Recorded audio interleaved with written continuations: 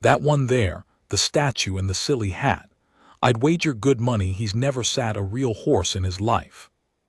The words carried clean across the riding yard, the way a confident man's words always do, and they were meant to carry. I am the master of the royal mews at Harrowdean, and in 31 years of keeping the king's horses, I have learned to read a yard the way other men read a face.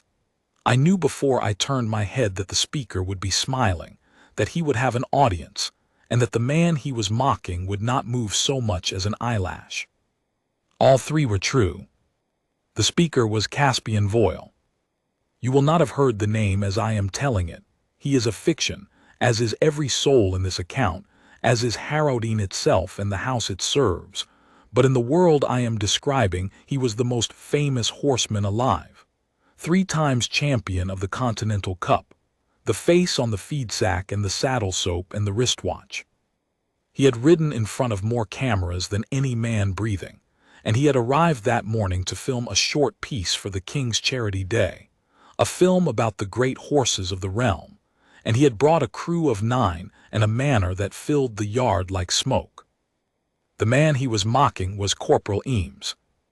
Eames stood his post at the arch of the stable court, the inner arch, where the ceremonial sentries are mounted on a day of state and on foot on every other.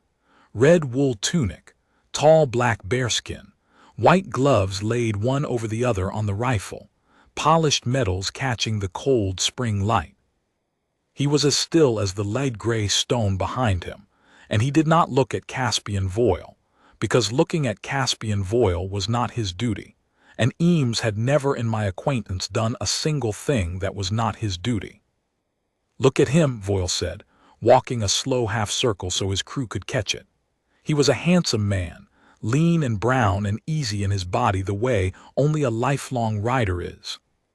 They dress these fellows up like toy soldiers and stand them by the horses for the tourists, and not 1 in 100 of them could tell you the off-fore from the near hind.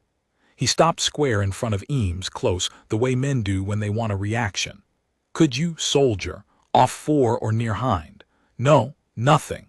A man who guards a stable and has never sat a real horse in his life. There's your kingdom in a nutshell." I started across the yard to put an end to it. That is part of my duty too, the horses, the men, the dignity of the place. And I will tell you plainly that I was angry in the cold, slow way that 31 years teaches you to be angry, the way that does not show.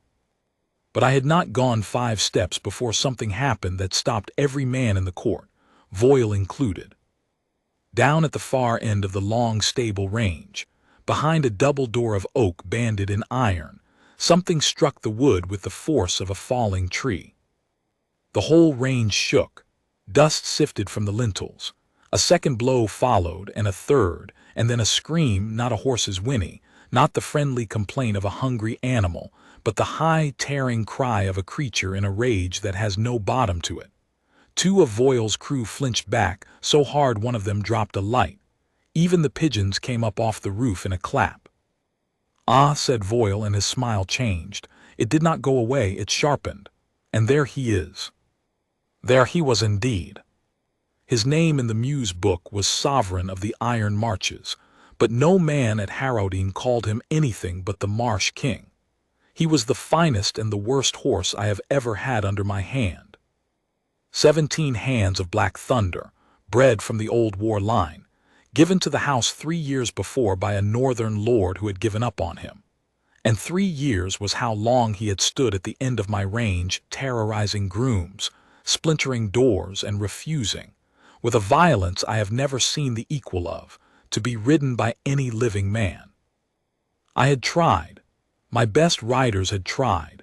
We had brought in 2 famous trainers at the king's own expense, and the Marsh King had put the first in the infirmary with a broken collarbone, and had simply, contemptuously, never let the second close enough to be hurt.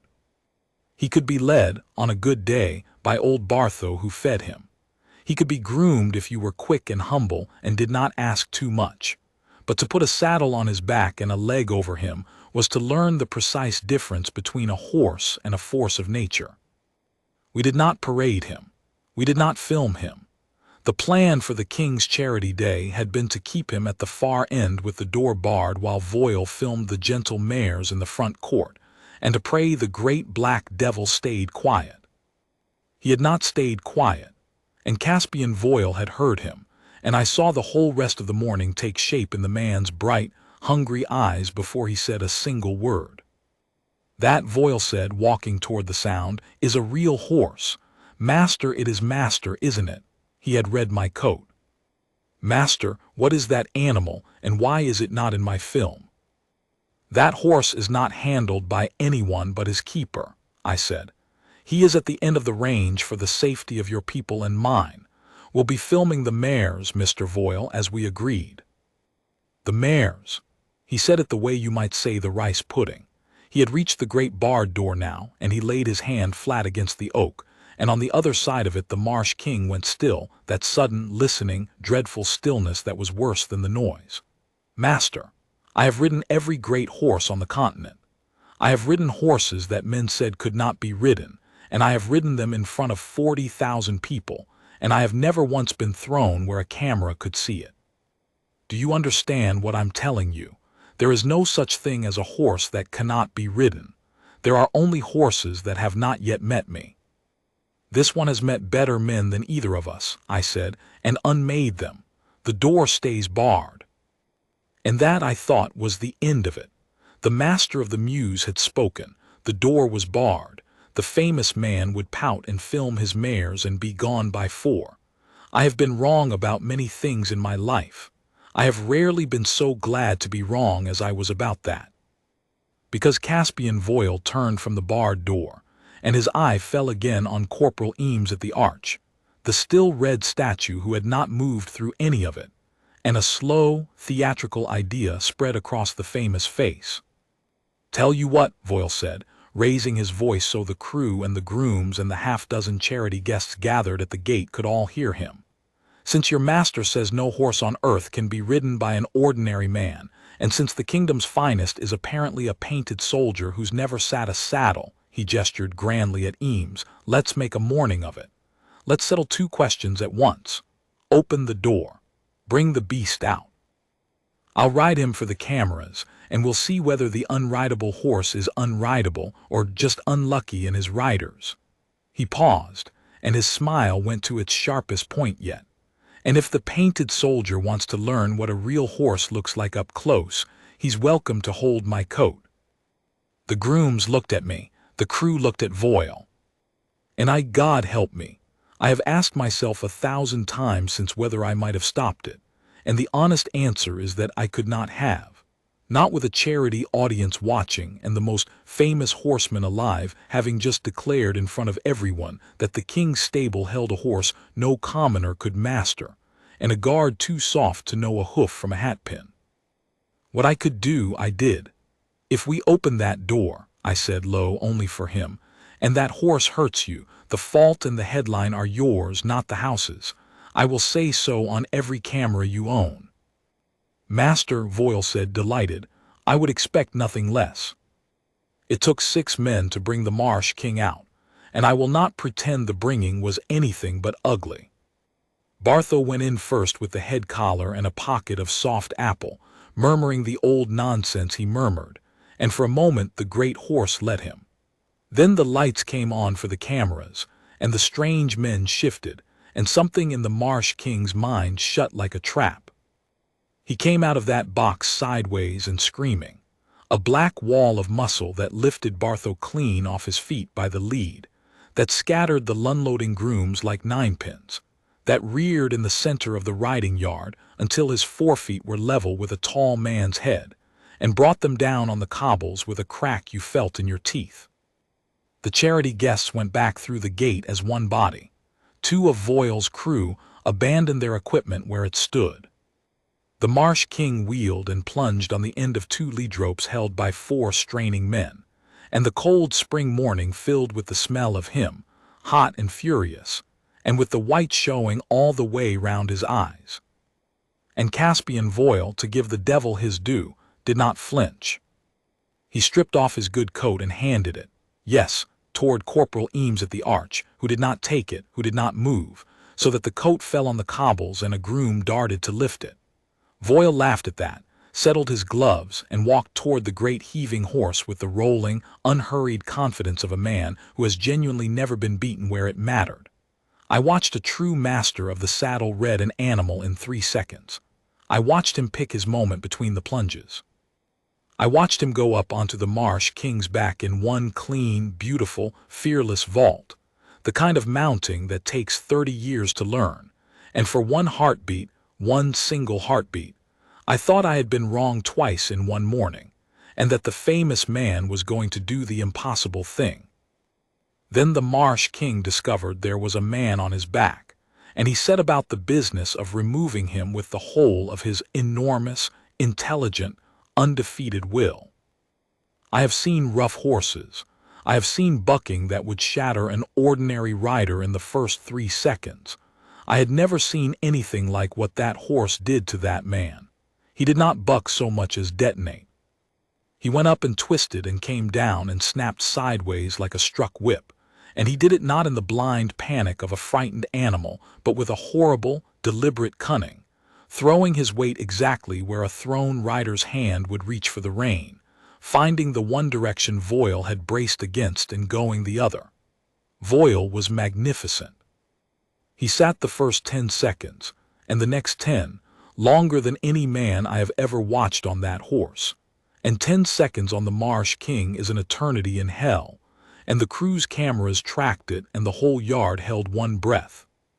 And then the horse simply, finally, with a contemptuous sideways heave, took the most famous horseman alive and threw him into the air like a sack of feed, and Caspian Voyle came down hard on the cobbles on his shoulder and his hip, and lay there. He was not badly hurt. I want to say that plainly and at once, because the rest of this account is not a story about a man being injured but about a man being humbled, and the two are different things. He had the wind knocked clean out of him, and he would have a hip like a sunset for a fortnight, but his bones were whole. The danger was not to Voyle now. The danger was to everyone. Because the Marsh King was loose. In the scramble to film the famous man riding, the lead ropes had been let slip, and now there was a riderless, half-maddened 17-hand horse plunging in the center of a yard that held 9 crew, a clutch of grooms, an old feedman down on his hands and knees, a fallen celebrity, and at the gate, frozen, because the charity day brought all the world to Harrowdene, a knot of guests, and among them, behind the rope, faces I am not permitted to forget were there. The Marsh King wheeled toward the open gate and the soft bodies beyond it, and I understood in one cold flood that in about 4 seconds something irreversible was going to happen in the king's own stable yard, in front of the king's own guests, and that there was not a man within reach who could prevent it. That was when Corporal Eames moved. I had forgotten he was there. I think everyone had. He had stood at the arch through the whole of it, the mockery, the barred door, the bringing out, the magnificent doomed ride, the fall, and he had not moved, because no part of any of it had been his post or his order, and Eames did not act outside his post or his order. That was the joke Voyle had made of him, the painted soldier, the statue who'd never sat a horse. But a loose and dangerous horse bearing down on the king's guests at the king's gate is every guardsman's order, written or not. And so Corporal Eames came off his post. He did not run. That is the first thing I noticed, the thing I have turned over 1,000 times since. Every other living man in that yard was running toward something or away from it. And Eames, who had every reason of all of them to hurry, did not. He grounded his rifle against the arch with a care that looked almost slow. He stripped his white gloves with 2 unhurried motions and laid them on the stock. And then he walked out into the center of the yard, into the path of 17 hands of loose black fury, at the steady, unbothered pace of a man crossing a quiet room. "Eames," I shouted, "Eames, get back." He did not hear me, or he did not heed me, and I will never know which, and it does not matter. He walked into the open, between the wheeling horse and the gate full of people, and he stopped. And then he became still. I have spent my life among horsemen, and I am going to try to tell you a true thing now, and it is hard to say because it sounds like nothing. Corporal Eames did not wave his arms. He did not shout, or click his tongue, or spread himself wide the way a frightened man does to look big. He stood in the center of that yard with his arms loose at his sides and his shoulders dropped and his weight settled down through his heels into the cobbles, and he turned his body a quarter away from the horse, and he looked at the ground a little to one side and he breathed. That was all. To every eye in that yard he looked like a man who had simply forgotten to be afraid. He looked, I thought, exactly like what Voyle had called him, like a statue, like a painted soldier, like a man who knew nothing. But I was watching the horse.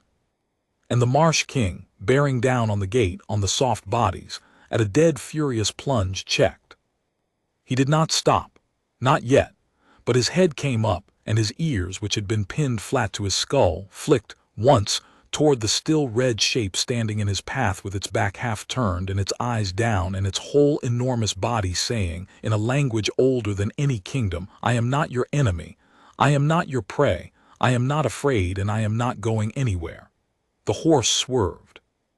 He broke off his line to the gate, threw up his head, and came round in a great tearing circle along the yard wall, and the guests at the gate were behind him now instead of in front, and I let out a breath I had not known I was holding. Hold the gate, I said to the grooms low and fast. Get them back. Nobody runs, nobody shouts, be still. The Marsh King circled, and in the center of his circle, the still point of it, stood Corporal Eames, turning slowly on his own axis to keep that quarter angle, his eyes always a little to one side of the horse, never on him, never challenging, his hands open and empty and down. He did not advance. He did not retreat. He let the horse run, and the running had nowhere to go but round and round the one still thing in the world that was not chasing him, and was not fleeing him, and was not afraid. I understood then, all at once, what I was looking at, and the understanding went through me like cold water. Caspian Voyle had told the truth about himself. He had ridden every great horse on the continent. He had never been thrown where a camera could see. He was the most famous horseman alive, and he was, by his own honest lights, a master. But there are two kinds of mastery, and the world only gives its cups and its feed sacks and its wristwatches to the first kind. The first kind is the kind that takes a horse, that climbs aboard the great animal's back and bends its enormous will to a human one, that wins. It is a true and a hard and a beautiful art, and I have honored it all my life. The second kind does not take. The second kind waits.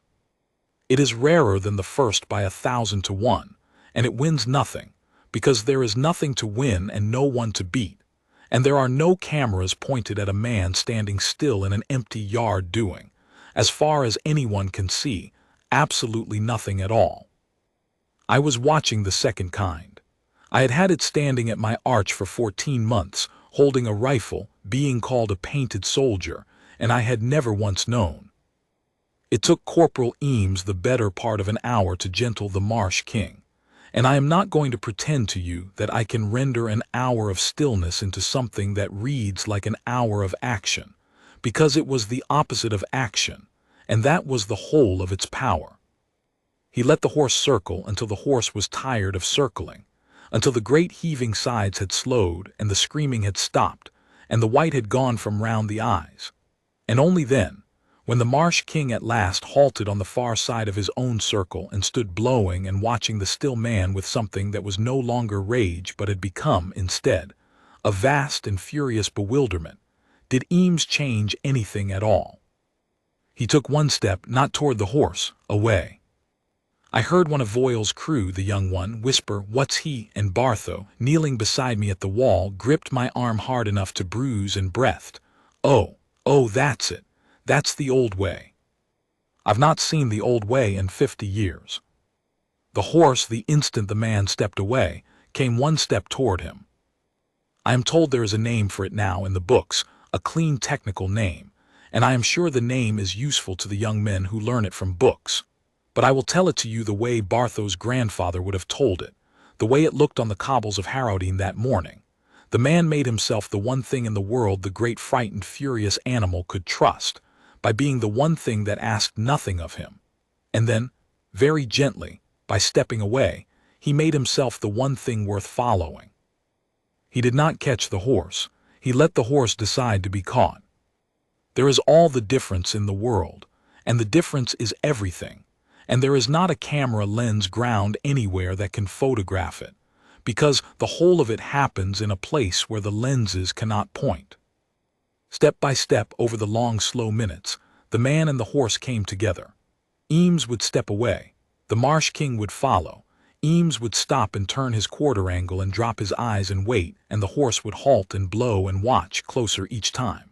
There came a moment when the great black head dropped low, lower than I had ever seen it, lower than rage allows a horse to carry its head, and the long neck stretched out toward the still red shape, and the nostrils worked, and the Marsh King smelled the man. And Eames let himself be smelled, and did not move and did not reach, and did not, even now, look the horse in the eye. And then, after I do not know how long, the Marsh King of the Iron Marches, who had broken a famous trainer's collarbone and unmade the best riders in the realm, and thrown the most celebrated horseman alive onto the cobbles 10 minutes before, walked the last 2 steps across the yard on his own 4 feet and put his enormous head down over Corporal Eames's shoulder and stood there, breathing, gentled, while the man lifted one bare hand at last, slowly, slowly, and laid it flat against the great hot cheek, and held it there, and the 2 of them stood together in the center of the silent yard, as if there had never been a storm in the world. Nobody clapped. I want you to understand that, because in the films a thing like this ends in applause, and this did not, and the not applauding was the truest tribute I have ever stood inside. The whole yard, the crew, the grooms, the charity guests behind the rope, even Caspian Voyle, who had got himself up onto one elbow on the cobbles and was watching with his handsome face gone slack and white. The whole yard simply held still, because they understood, every one of them, even the ones who could not have said why, that they were in the presence of something that applause would only break. I went out to him then, slowly, with my own eyes down, the way you go out to a man holding a thing that might still shatter. The Marsh King's ear came round toward me, but he did not stir. "Corporal," I said very low. "Sir," his voice was as level as it had been at the arch. He had not looked away from the horse. "Walk him to the box for me, if he'll go." "He'll go, sir." And he did. Corporal Eames turned, unhurried, and walked toward the far end of the range, and the Marsh King, with no rope, no head collar, no hand on him at all, turned and walked after, his nose at the man's shoulder, docile as a foal, his great hooves placed soft on the cobbles he had cracked an hour before. They went the length of the yard like that, the red man and the black horse, past the abandoned lights and the dropped coat and the famous man on the ground, and Eames led him into the box and saw him settled and came out and barred the door with his own hands, gently, and only then did he do the thing that finished me. He went back to the arch. He took up his white gloves from where they lay on the rifle stock. He drew them on, one and then the other, smoothing each finger. He took up his rifle. He squared himself under the arch in the precise spot he had stood in all morning, eyes forward, shoulders set, medals catching the light, and he became, once more and without the smallest trace of what he had just done, the painted soldier, the statue in the silly hat. The man who, anyone passing would have sworn, had never in his life done anything but stand still. I have been the master of the muse at Harrowdean for 31 years, and I have never been prouder of a sight than I was of that, and I could not have told you, even then, the half of why.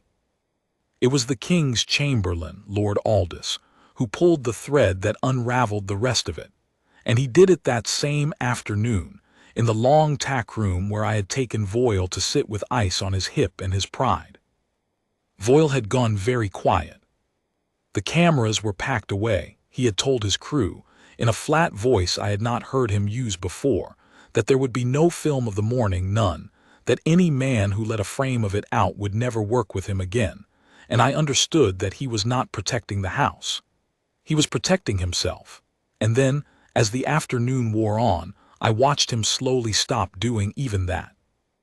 "I have ridden for 30 years, he said to me at last, staring at the wall. "I told you there was no horse that couldn't be ridden, and I believed it, and I have just watched a soldier do a thing to that horse that I do not understand and could not do if I trained for the rest of my life. Master, who is that man?" "Corporal Eames," I said. "He stood that arch since the winter." "That's not what I asked you." And it wasn't, and I had no answer, because the honest truth was that I did not know. He had come to us through the usual channels, a quiet transfer, a clean record, a man who did his duty and kept to himself and asked for nothing. I had a stable to run. I do not interview the ceremonial sentries about their histories. I knew Corporal Eames the way you know any good still man, by the absence of trouble around him. It was Lord Aldous, coming in from the house to see that the famous guest was cared for, who knew. He had stopped in the doorway when he heard the tale of our talk, and there was a look on his old face I could not read. "You don't know who you've had standing your arch, master," he said. "I know he's the best hand with a horse I've seen in 50 years, I said, "and I learned it this morning, and I'm ashamed it took me that long." Lord Aldous came in and sat down slow, the way old men sit. "His name isn't Eames," he said.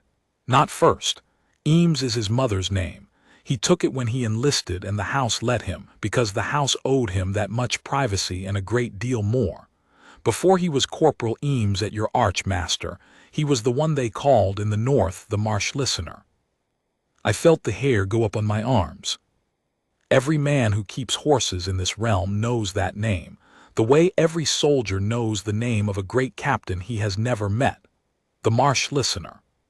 20 years ago and more, before any of Voil's 3 Cups, there had been a young man in the northern fens who could do a thing with a wild or a broken or a savage horse that no one else alive could do, who had gentled the ungentleable, who had walked into pastures men dared not enter and walked out with the killers following him, who had been written up in the journals and courted by every great stable in the world, and offered fortunes to show his art on the platforms and before the cameras, and who had refused every fortune, every platform, every camera, who had said the line was famous, I had read it as a boy, that the thing he did could not be done in front of a crowd, because the crowd was the opposite of the thing, and that a man who sold the quiet could not keep it, and who had then, when the offers would not stop coming, simply vanished out of the world of famous horsemen altogether, and had never been heard of again.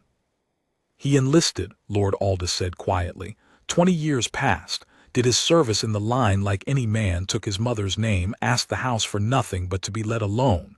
He stood ceremonial posts up and down the realm ever since. He asked for Harrowdene a year ago. The old lord looked at me. I always wondered why. Now I think I know. He wanted to be near the horses again, master. He just didn't want anyone to know it was him. I thought of 14 months of a man holding a rifle at my arch, 10 yards from the box that held the worst horse in the kingdom, listening to it scream every day and saying nothing, asking nothing, never once letting on that he could have walked into that box any morning he chose and quieted the great beast with his hands. I thought of the discipline that takes, not the discipline of standing still. I had thought I understood that discipline. The discipline of standing still when you alone in all the world know the one thing that would help, and choosing, day after day, to keep your hands at your sides because it was not your post and you had not been asked. Caspian Voile had not said a word through any of it. Now he spoke, and his voice was rough. He let me, Voile said, this morning. He stood there and let me call him a painted soldier who'd never sat a horse, and he let me open that door and he let me get on that animal he knew. He knew the whole time exactly what was going to happen to me. He turned his white face to me. Why didn't he say something? Why didn't he stop me? Any decent man would have stopped me. He's not a decent man, Lord Aldous said, and there was something almost like a smile in it. He's a disciplined one. It wasn't his place to teach you, Mr. Voile. It wasn't his post to spare you. His post was to stand his arch. And the exact moment, it became his post to act, because there were people in danger and no one else who could.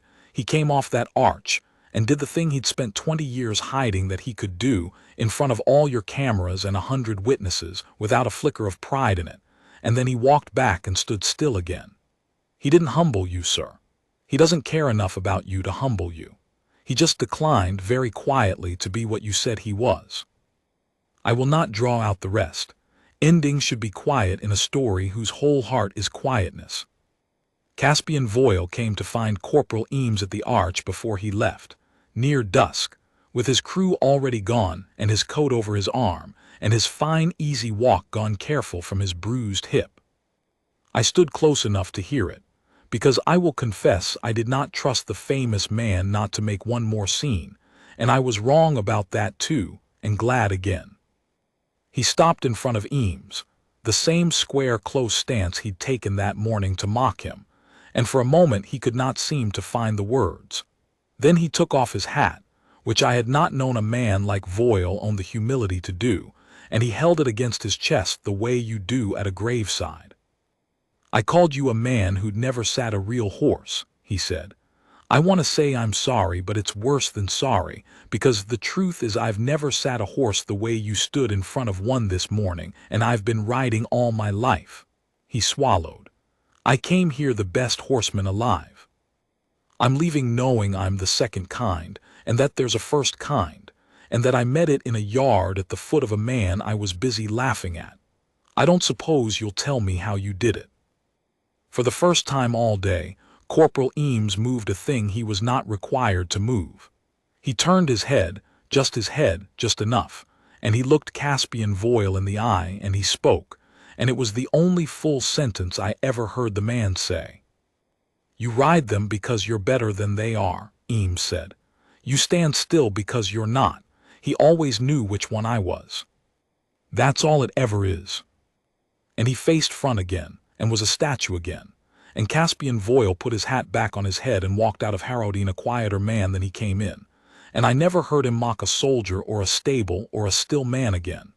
And I followed his career to its end, and I can tell you he became, in his later years, a great teacher of the gentle art he had scorned, and that he gave the credit, every time he was asked, to a guard whose name he was never given and never tried to find. The Marsh King was a different horse after that morning. Not gentle, he was never gentle, and Eames would have told you it would have been a wrong done to him to make him gentle. But he was answerable. Corporal Eames worked him in the early dark before his posts.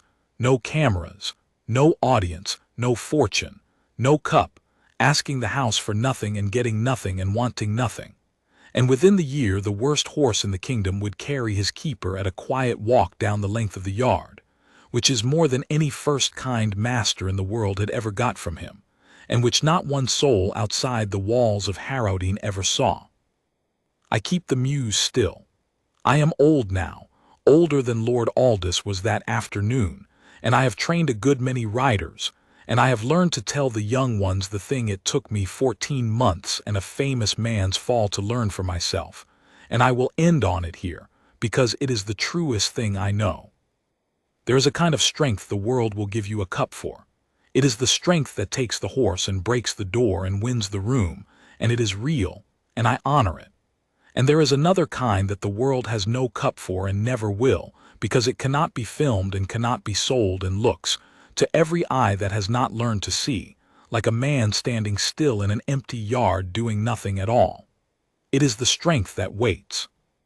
It is the strength that keeps its hands at its sides when its hands alone could help, because the helping was not yet asked of it. It is the strength that lets itself be called a painted soldier by the most famous man alive, and does not answer, because answering is for men who need to win, and the man who has the second kind has nothing left in all the world to win. I had it standing at my arch for 14 months and never knew. The most famous horseman alive rode past it that morning and called it nothing. And then a great black horse, who could not be lied to, who had no cameras to perform for and no fame to flatter and no reason in the world to be wrong, walked the length of a silent yard and laid his head on the shoulder of the still man, and told us all, in the only language that cannot be faked, exactly which kind of strength he had found. The horse knew, the horse always knows. And the man went back and stood his arch and asked for nothing. And that, not the cup, not the camera, not the famous fall on the cobbles. That is the thing I have stood in this yard 31 years to learn, and I am glad I learned it before I was too old to be ashamed. He never sat a real horse, the famous man said. I have watched 100 men sit 1,000 horses. I never saw a man do a finer thing on a horse's back than Corporal Eames did standing on his own 2 feet in the center of my yard, asking nothing, holding still, and letting the worst horse in the kingdom decide, all on its own, to come home.